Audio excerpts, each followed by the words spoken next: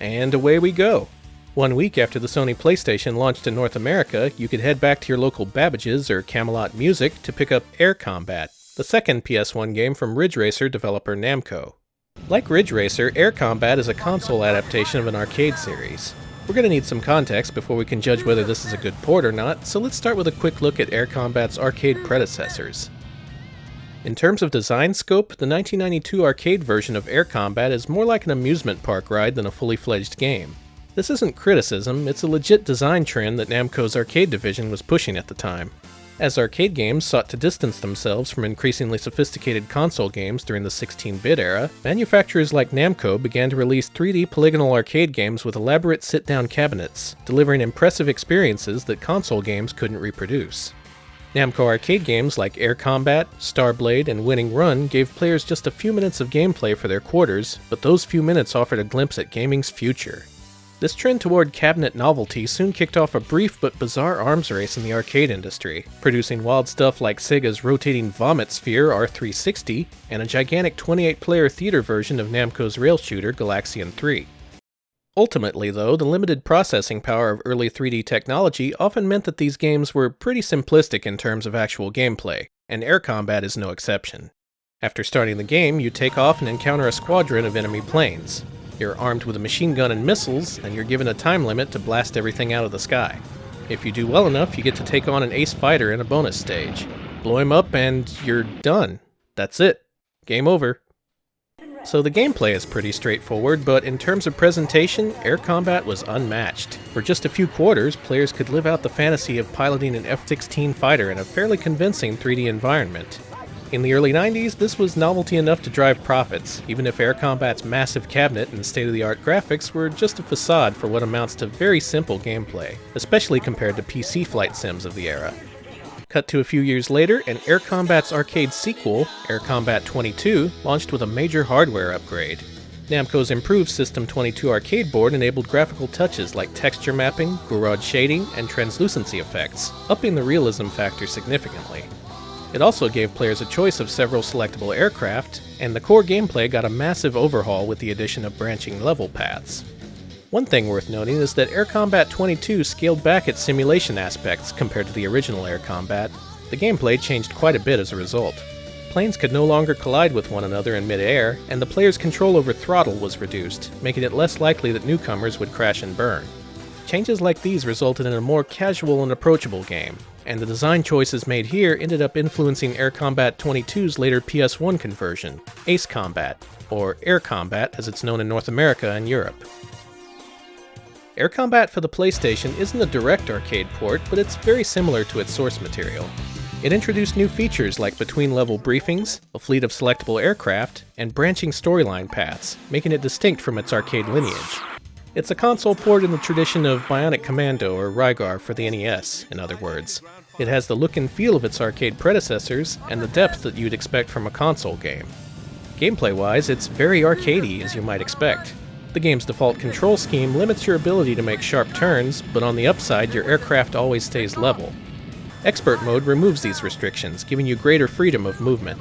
In this mode, you turn by physically tilting your craft on its side. You're also given limited control over your plane's yaw with the shoulder buttons. It takes a little while to get used to, but in the end, Expert mode gives the game a greater degree of control sophistication than many other console flight games from the era, making it a satisfying challenge to master. The combat mechanics also work well, for the most part. It's fun to track down targets across each level's sprawling map, and most enemies put up a good fight after you start tailing them. The audio-visual presentation also lives up to Ridge Racer's high standards. Stuff like damage modeling, explosions, and voice comms chatter make the combat portions of gameplay feel immediate and rewarding, and together they help sell the PS1 as a worthy successor to 16-bit consoles. That's not to say the game is entirely successful, though. When you're not fighting or chasing bogeys, you often end up flying over these long stretches of empty airspace with little to no variation in ground texture. It feels like you spend a lot of time waiting for something to happen. The primitive graphics don't help things either.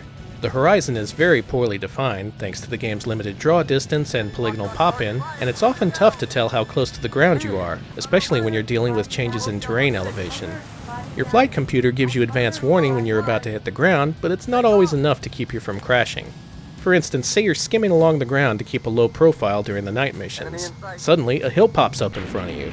Between the limited visibility and the short polygonal draw distance, you're probably not going to see it until it's too late. Repetition is also a factor, since Namco is basically stretching a thin arcade premise into a full single-player campaign. Here's how most levels go. You fly toward a waypoint, and you engage with enemies. You find some more enemies on your radar, you head toward them, and you shoot them down too. There's multiple levels, but a lot of them have very similar objectives. And speaking of repetition, you'll get tired of these voice clips real fast. Body damage? Body damage. Body damaged? Body damage? Body damage? My body damaged? The campaign picks up after the first few missions, though, and later levels mix things up with unique objectives. This level makes you track these twisting oil pipelines through a massive desert in order to uncover hidden enemy bases, which you then have to strafe while dodging anti-aircraft fire. It's one of the few levels where you have to track your objectives by observing environmental details with your own line of sight, rather than relying on the radar. Compared to previous levels, it's an interesting challenge that makes good use of 3D space.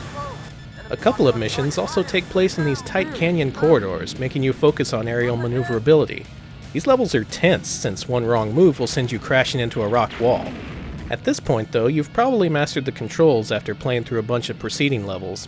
I died in these levels a lot, but I still ended up enjoying them, even if the PS1's warpy textures sometimes make it hard to judge how close you can get to the walls. Air Combat for the PS1 also adds some console-exclusive features, which don't actually amount to much in the end. Over the course of the campaign, you unlock new aircraft that you can purchase using the funds that you earn from finishing missions. Many of these planes are helpful in specific situations. Some are built for dogfighting, while others are better suited for bombing ground targets, but you're probably going to end up using just one or two for most of the game.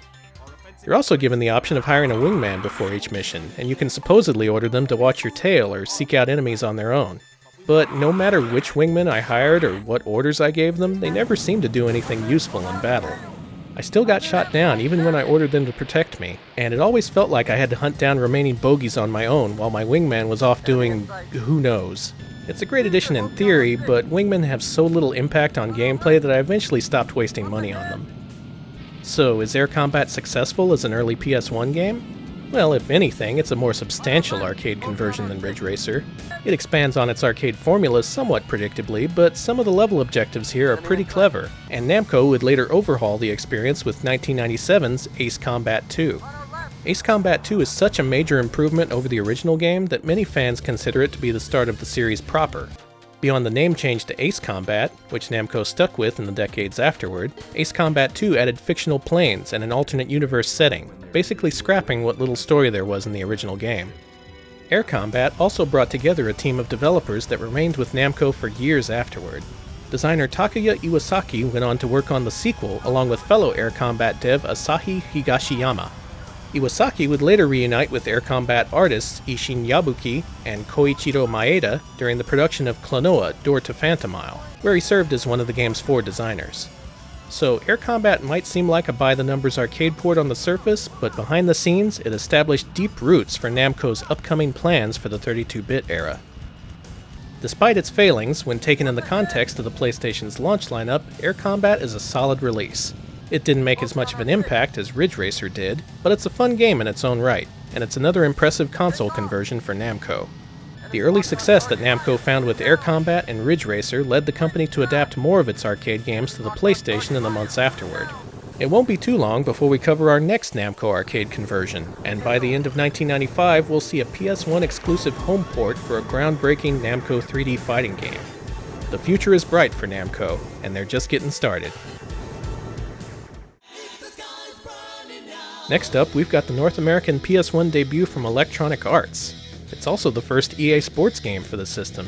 Sounds like a pretty major milestone, right? Actually, it's just PGA Tour Golf. We'll see you then.